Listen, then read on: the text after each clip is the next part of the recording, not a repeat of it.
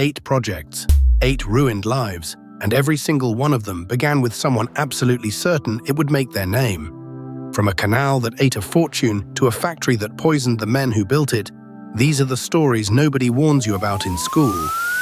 I'm Silas, and this is Silas Explains the Past. I dig up the ruins nobody talks about anymore. Tonight, 8 projects that didn't just fail, they consumed the people who built them. One of them swallowed over 800 million francs before it was through. Number 8. The Tay Bridge. In February of 1877, a signalman named Thomas Barclay watched engineer Thomas Boucher's Great Iron Bridge rise across the Firth of Tay in Scotland, the longest railway bridge in the world, and he was proud to work beneath it. Bouch had cut costs on the cast iron columns and skipped wind load calculations most engineers considered standard. On the night of December 28, 1879, Barclay watched a train cross into a gale, and then watched the center of the bridge simply vanish from the skyline. 75 people died in the collapse, their train swallowed by the Tay. Barclay spent the rest of his life unable to cross open water by rail. Bouch, knighted only months earlier for the bridge, was publicly ruined by the inquiry and died within a year, his reputation collapsing as thoroughly as his columns had. Afterward, British engineering codes were rewritten to legally require wind load calculations on every bridge built in the empire, a quiet rule still followed today, written in the memory of a night one signalman never stopped seeing. Number 7. The Vasa. In the summer of 1628, a shipbuilder's apprentice named Erik watched Sweden's King Gustav Adolf demand a warship taller, grander, and more heavily armed than any afloat, and watched his masters add cannon decks the hull was never designed to carry. Nobody dared tell the king his ship was top-heavy. On August 10, 1628, Erik stood on the Stockholm dock and watched the Vasa sail less than a mile before a gust of wind tipped it onto its side and sank it in full view of the crowd that had gathered to celebrate it. 30 people drowned within sight of shore. The shipwrights were hauled before an inquiry, but blame quietly evaporated. Nobody wanted to tell the crown itself had caused it. Erik reportedly refused ship work again for the rest of his life.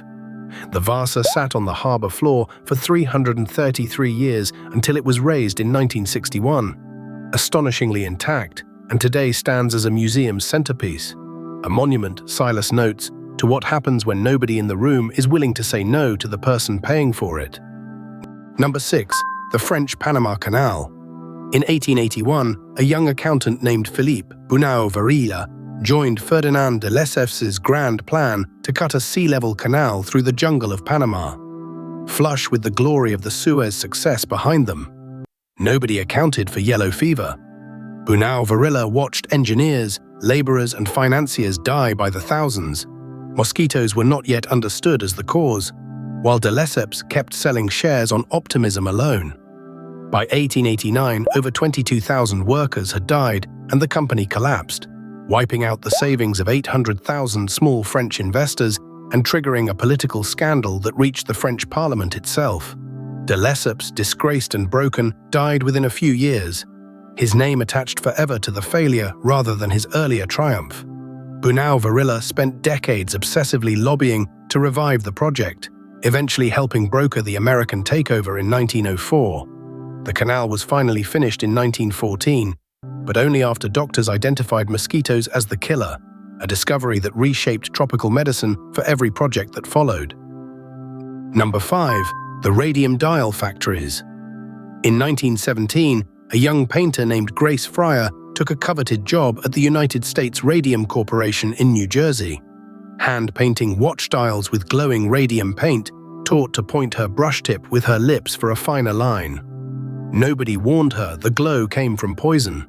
Within a few years, Grace and her co-workers began losing teeth, their jaws crumbling from radiation necrosis, while company doctors quietly told them it was nothing. Have you ever wondered how many workplace safety laws exist only because someone refused to stay quiet? Grace was one of 5 women, later called the Radium Girls, who sued the company in 1927, forcing a settlement and exposing that the corporation's own scientists had known the danger for years.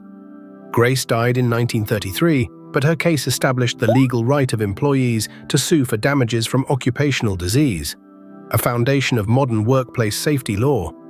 Her painted dials, ironically, still glow faintly in museum drawers today.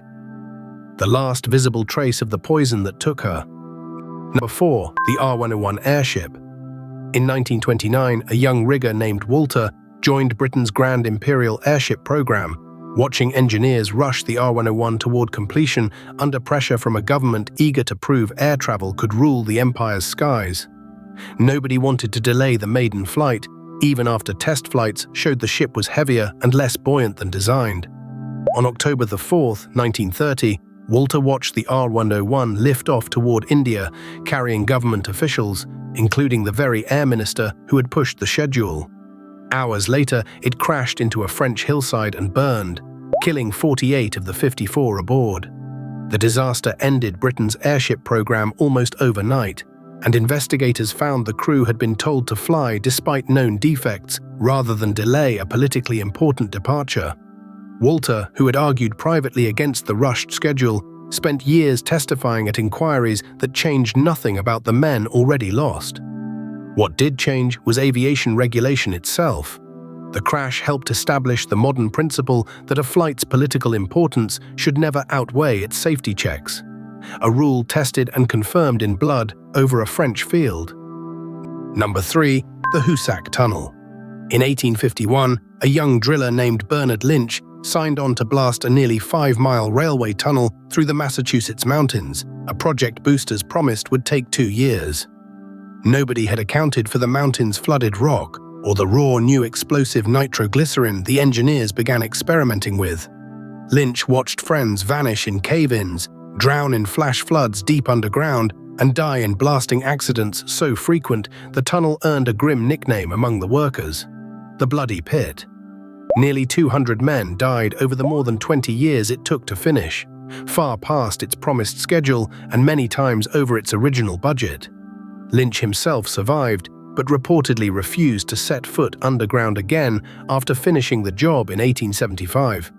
The tunnel, once completed, worked exactly as intended for over a century of rail traffic, proof that the finished thing can be perfectly sound while the road to it was anything but. Its dangers pushed early adoption of safer nitroglycerin handling procedures across American mining and construction, a grim inheritance the industry rarely advertises but never forgot. Number 2. Galveston's rebuilding after the storm. In September of 1900, a young clerk named Isaac Klein's own brother had helped run the city's weather bureau, insisting a major hurricane could never seriously threaten Galveston, Texas. Nobody built the city with a seawall because nobody believed they needed one. On September 8, 1900, the storm surge overwhelmed the low island city, and Isaac watched entire neighborhoods disappear in a single night, killing an estimated 6,000 to 12,000 people, still the deadliest natural disaster in American history. In the aftermath, engineer Henry Robert and city leaders made an almost unthinkable decision. They would raise the entire city grade by several feet and build a 17-foot concrete seawall, lifting existing buildings on jacks while the work went on beneath them. Isaac, forever marked by what he'd witnessed, spent the rest of his career advocating for better storm forecasting nationwide. The seawall held during later storms that would otherwise have repeated the tragedy, and Galveston's grade raising remains one of the largest civil engineering projects of its kind ever completed. Born entirely from a warning nobody had been willing to hear in time. And number 1, the one nobody sees coming, the Chernobyl reactor program itself. In the 1970s, a young engineer named Anatoly Dyatlov joined the Soviet nuclear program, proud to help build the RBMK reactors meant to prove socialist engineering could outpace the world. Nobody outside a small circle of designers knew the reactor had a dangerous flaw in its control rods, a design quirk that could cause a power spike instead of a shutdown under certain conditions.